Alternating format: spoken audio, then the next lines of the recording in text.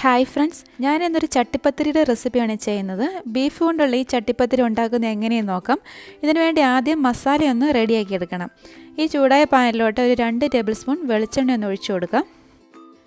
വെളിച്ചെണ്ണ നന്നായിട്ട് ചൂടായിട്ട് വരുമ്പോഴത്തേക്കും അരിഞ്ഞു വെച്ചിരിക്കുന്ന ഇഞ്ചിയും വെളുത്തുള്ളിയും ഇട്ട് കൊടുക്കാം. അത് രണ്ടും ഞാനിവിടെ പൊടിയായിട്ടാണ് അരിഞ്ഞെടുത്തിരിക്കുന്നത്. ഇത് രണ്ടും ഏകദേശം ഓരോ ടേബിൾ സ്പൂണോളം ഉണ്ട്.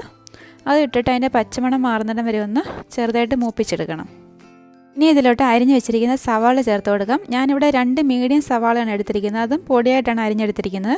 അതിലൂടെ കുറച്ച് കറിവേപ്പിലയും കൂടി ചേർത്തിട്ടുണ്ട്. അതിട്ടിട്ടൊന്ന് വഴറ്റിയെടുക്കാം.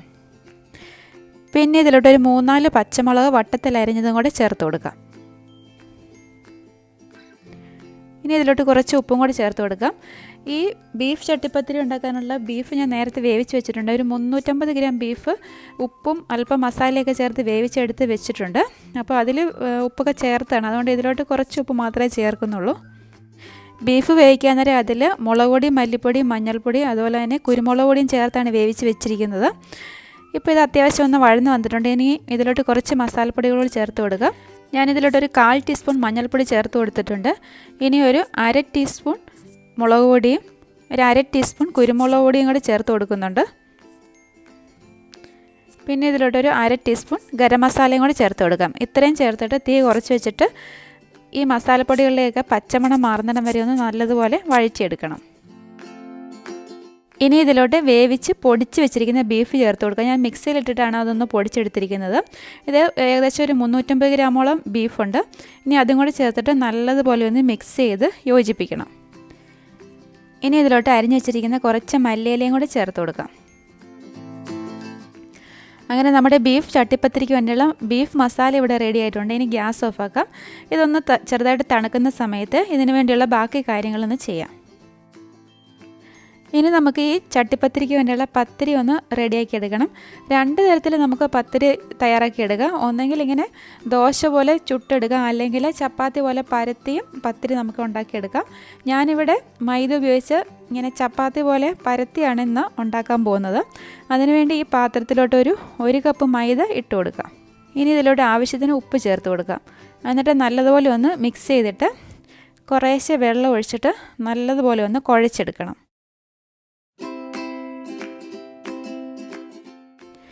ഈ കുഴച്ചെടുത്ത മാവ് ഇനി ബോളുകളാക്കിയിട്ട് ഒന്ന് പരത്തിയെടുക്കണം.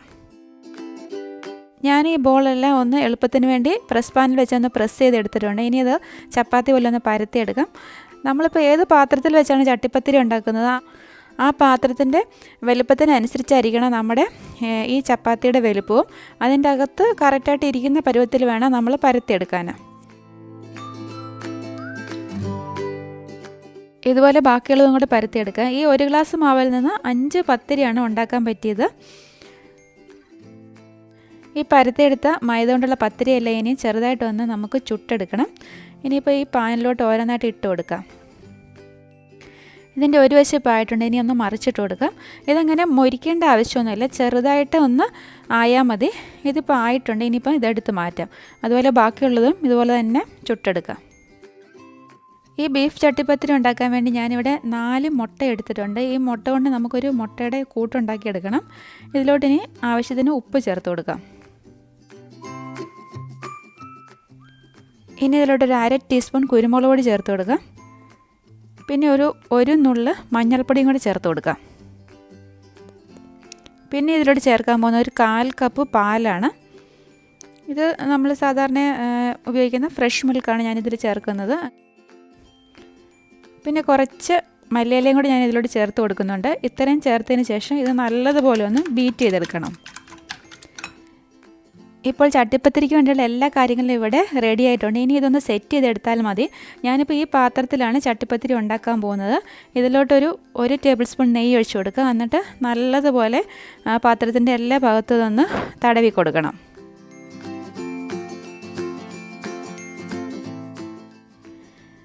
ഇനി നമ്മൾ മുമ്പേ ഉണ്ടാക്കി വെച്ചിരിക്കുന്ന ഓരോ മൈദ കൊണ്ടുള്ള പത്തിരിയും ഈ മുട്ടക്കൂട്ടിലൊന്ന് മുക്കിയിട്ട് നല്ലതുപോലെ അതിൻ്റെ 2 വശവും ഒന്ന് മുക്കിയെടുക്കണം. അതിനുശേഷം ഈ പാത്രത്തിലേക്ക് അത് വെച്ച് കൊടുക്കാം.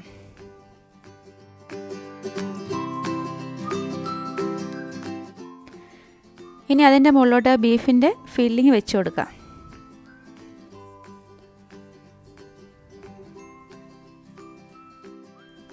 ഇപ്പോൾ ആദ്യത്തെ ലെയർ ഇവിടെ റെഡി ആയിട്ടുണ്ട്. ഇനി അതിൻ്റെ മുകളിലോട്ട് അടുത്ത മൈദ കൊണ്ടുള്ള പത്തിരിയും ഇതുപോലെ മുട്ടക്കോട്ടിൽ മുക്കി ഇതിൻ്റെ മുകളിലോട്ട് വെക്കണം. എന്നിട്ട് അതിൻ്റെ മുകളിലോട്ടും ഇതുപോലെ തന്നെ ഫില്ലിങ് വെച്ച് കൊടുക്കണം. അങ്ങനെ എല്ലാം നമുക്ക് ഇതുപോലെ തന്നെ റെഡിയാക്കി എടുക്കണം.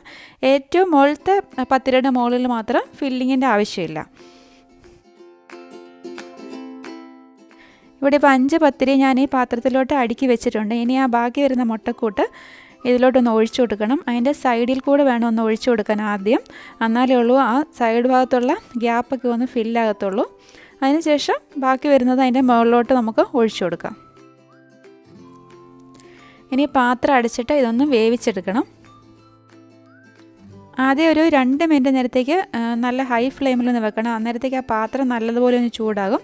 അതിനുശേഷം തീരെ ലോ ഫ്ലെയിമിൽ വെച്ചിട്ട് വേണം ഇതൊന്ന് കുക്ക് ചെയ്തെടുക്കാനാണ്.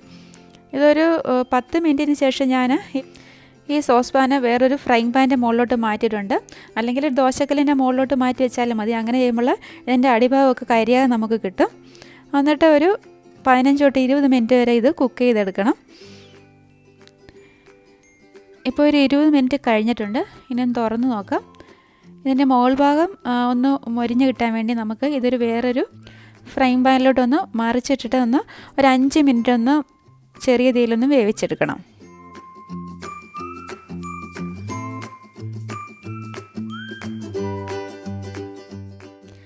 ഇപ്പോൾ ഒരു 5 മിനിറ്റ് കഴിഞ്ഞിട്ടുണ്ടെങ്കിൽ ഞാനിനി ഗ്യാസ് ഓഫാക്കുവാണ്. അതിനുശേഷം ഇതൊരല്പം ഒന്ന് തണുത്തതിന് ശേഷം നമുക്കൊന്ന് മുറിച്ച് നോക്കാം.